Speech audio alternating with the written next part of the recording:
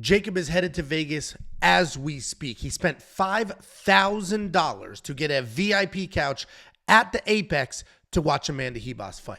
And it's not as grim as the odds may tell you because underdogs have been dominating main events in 2024. We are through 9 UFC events in 2024. This is the 10th.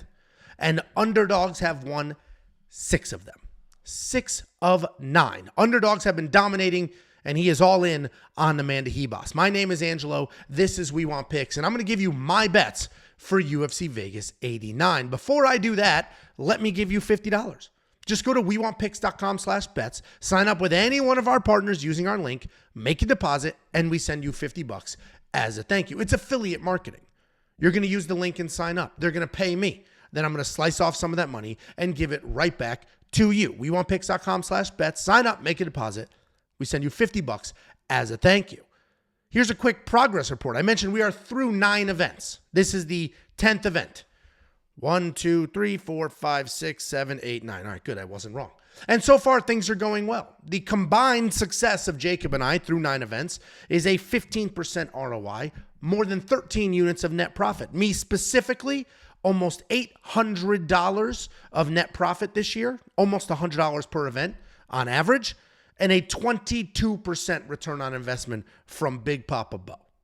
And if you want to unlock all of these bets, if you want to unlock the safety parlay, which has also been very successful, it missed last week, but that's okay because the greater safety parlay is doing quite well. 11 of the last 14, a 70% event win rate and 28% lifetime return on investment. If you want to unlock the safety parlay, all the picks, the bets, and everything else that we do, WeWantPicks.com, click become a member at the top. It's only $10, and we are within the month range of UFC 300. So that $10 will not only unlock UFC Vegas 89, it'll unlock UFC Atlantic City, UFC Vegas 90, and UFC 300. That is 4 events for $10 a month. WeWantPicks.com, click become a member at the top. You'll also get tools like the line movement tracker, wild line movement on this card. We'll talk about it in a second. And you're going to get things like the detailed data, metrics, and analytics, 38 columns of information that you can use to hop in or hop out of. Prop bets is how I like to use it, but there's a ton of useful information on here. So this isn't just a list of some bets. There's also tools, interactive information, insight, and everything else. WeWantPicks.com, click become a member at the top. Let's talk about some confident favorites and solid underdogs. I'm going to show you my bets in a second, but first let's talk in generalities. Who I think might be some good spots on this card. And I'll tell you right now, it was hard to come up with a list of 4 confident favorites. This is a sketchy card. I feel like it's going to be a very weird card as well. We have an unreasonable number of UFC debuts. We have a bunch of exciting fighters, a bunch of very close matchups. Let's put it this way. The biggest favorite on this entire card, the biggest favorite is Rose Namajunas. The rest of this card are pretty close fights. -1s. We don't have any 2-1 favorites outside of Rose Namajunas on this card. Stephen Wynn is probably my most confident single pick. My most confident fighter on the card. He is not in my safety parlay because he's still a UFC debut. And I think I've learned that lesson over the last year and a half of doing a safety parlay. You kind of leave UFC debuts out of them. But Stephen Wynn is a phenomenal striker. He can get his grappling going. He will snatch up submissions. Like Stephen Wynn is very, very good. He's fighting Jarno Aarons. Jarno Aarons is durable, decent, but I think Stephen Wynn wins this fight. I think he's just literally better everywhere. Then Mick Parkin. You know it's a dicey card when I have a heavyweight, a slow heavyweight on the confident favorite list. And a lot of this has to do with his opponent. He is fighting Muhammad Usman. But the reality is, while Usman is big, he's physically imposing, he hits very hard, he's not good. He doesn't have a well-rounded skill set. He's just a big, athletic guy that's going to come forward, throw bombs, try to take you down, and just be physically imposing. Mick Parkin should literally be better everywhere. It is heavyweights. You're going to notice I don't have a bet on Mick Parkin, but if I'm looking at the slate and I'm saying, who am I confident in their matchup? Mick Parkin is one of them. Same with Miles Johns. Miles Johns should be the much better fighter in this matchup. He just should. He's going to be a better wrestler. He's going to have more powerful strikes. Is he going to be a better striker? No, but he is going to be a better wrestler. He's going to have the more powerful striking. And his opponent is a good wrestler, or a good striker, but not one-punch knockout kind of guy. Uses his length, his range really well. The reason I like Miles Johns here is because we saw him wrestle a little bit in his last fight. And if he wrestles in this fight, he could 100% win without question. Miles Johns is the better fighter. The problem is, the concern is that he discovered some power in his hands a few years ago. And since then, he likes to sit on that power and wait and then bomb overhands and try to knock people out. If he does that, he will lose this fight. If he decides to wrestle and be a complete MMA fighter in an MMA cage and not just try to knock people out, then he will win this fight. He's better as a complete fighter than his opponent is. I just hope he's not headhunting. And then Trey Ogden. Listen, Trey Ogden doesn't get some of the credit he deserves. He's a good grappler. He's a good striker. And I think this is a matchup that he can win. Is he going to win by finish? I don't think so. I think this likely goes to a decision. And I think he's going to hang with the striking. He's not the better striker, but he's good enough to hang. I think he's going to hang in the striking, then get some takedowns, and really just be the more complete game here. He's coming off that no contest with Nicholas Mata. He submitted Nicholas Mata, almost submitted Nicholas Mata. They overturned the decision because the referee came in, broke it all up. Turns out he shouldn't have done that. But he was also outstriking Nicholas Mata, who's a very good striker, before the wrestling, before the head and arm submission was in there. So I think Trey Ogden absolutely can win this fight. He should win this fight, and I do have a bet on him. I'll show you in a second. Then solid underdogs, literally just this whole card. Just say everybody on this card is a solid underdog. Literally every underdog on this card can win. And obviously every week any underdog can win, but you get my point. This is a very, very tight card. If I have to plant my flag on some of them, Justin Tafa is going to be one of them. I'm going to show you a bet on him in a second that I got at plus 220. His odds are plus 155 right now. So other people saw what I saw. He is fighting a very well-rounded guy. He's fighting Carl Williams. Carl Williams can wrestle. Carl Williams can strike. Carl Williams can do all those things. But Carl Williams also looked like absolute shit in his last fight. He looked terrible in his last fight. His legs got chewed up. His takedowns looked horrible. And Justin Tafa is that guy. He has thunderous leg kicks. He's very hard to take down. And he's a very good striker. If Justin Tafa actually moves forward and does stuff, because sometimes he can just stand there and do nothing. If he actually moves forward and does stuff, he can win this fight. I like him as a dog. Amanda Ribas. Listen, that's Jacob's lock of the week. I told you. Jacob spent $5,000 on a VIP couch. If you don't know how the Apex works, it's split into two halves. Half of it is like bleachers, and it's for family members, and Dana White gives people free tickets, whatever. The other half are like luxury couches and like VIP seating that you can buy tickets to. The general public can buy tickets for. It's not cheap. Jacob literally spent $5,000 on a couch. Him and his buddy are going, and they're going to sit on that couch, and Jacob's going to be yelling nonsense. But he did it all for Amanda Ribas. He's very confident that she's going to win, and I can see that. But I don't think Amanda Ribas winning comes down to Amanda's skill set. I think it comes down to what is Rose's head like right now. She's no longer with Trevor Whitman, the coach that improved her striking, the coach that got her to a world title, that got her there twice and defended her belt. She's not with him anymore. She's getting coached by her much older boyfriend. I think they're not married yet, but her much older boyfriend, and she's at like a random gym. It's a good sized gym. There was multiple people in her pictures, but it's not a powerhouse MMA gym. I don't know what's going on with her. Amanda Ribas is not the more well-rounded fighter as far as skills are concerned. She's not the better fighter as far as skills are concerned, but she is the more headstrong fighter. She's the more dedicated fighter, and Amanda Ribas could absolutely come forward. She's all gas, no brakes. She could actually come forward and then break Rose Namajunas. Rose Namajunas, if we knew for a fact, good headspace, with a good team doing all the right things, she deserves her price tag. She should be a massive favorite. But we don't know any of that for a fact. We just know she's no longer with the coaches that got her to the highest points of this sport. And with that separation, I don't know what she's going to be, which makes Amanda Ribas a solid underdog. And then AJ Dobson.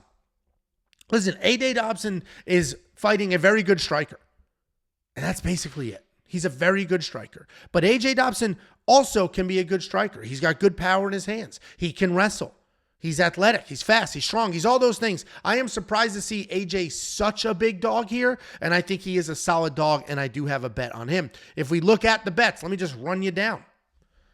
You're going to see Billy Quarantillo. I bet on him last week at minus 140. He's currently minus 110. And for about 5 minutes last night, Jacob sent me a screenshot. For about 5 minutes last night, he was an underdog. He was minus 108 to Yusuf Zalal's minus 112 or something like that. I don't get it. I don't get it. Yusuf Zalal was cut by the UFC. They cut him. And yeah, he had some tough matchups that led to the cutting, but they cut him. He's boring. He hangs out on the outside. He doesn't commit to anything. He wants to point fight. He literally wants to fight the slowest possible fight that he could. And just hang out on the outside, jab. Ooh, oh. Here's a jab. Let me stay out of the pocket. Oh, no, God. I almost got into an actual fight. Oh, God. Let me hang out over here. Billy Quarantillo comes forward. He's got a weird striking style, but he lands almost 7 significant strikes per minute because he is all gas. He comes forward, he's got cardio for days, and he stays in your face. The only thing I'm worried about is if Yusuf does get a bunch of takedowns, and then we got a wet blanket situation. But Yusuf Zalal is stepping up on short notice. Billy Q was always on this card. Billy Q always has good cardio. Billy Q will stay in your face with his striking. I think Billy Quarantillo wins this fight. I bet him at minus 140, wishing I waited. And it is funny how odds can change your mind a little bit, because now I see it's even money and I'm starting to get less confident in Billy. I'm starting to look at it and worry. What don't I see? What am I missing that everybody is betting on Yusuf Zalal?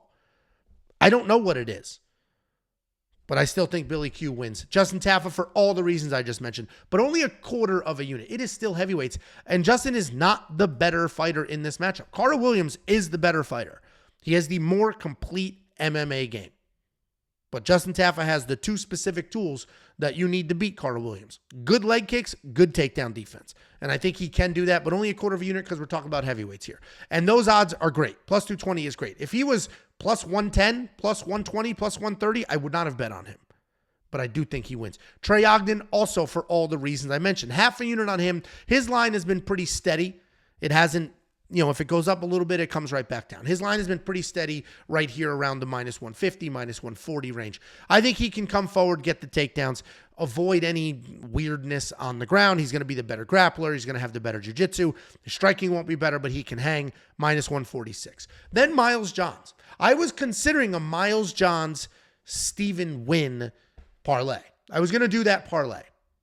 And then ultimately, I was like, let me just do Miles Johns. Stephen Wynn, while I am very, very confident in him, he is a UFC debut. There's just so much going on there. He's got an opponent that he's not going to be able to put away.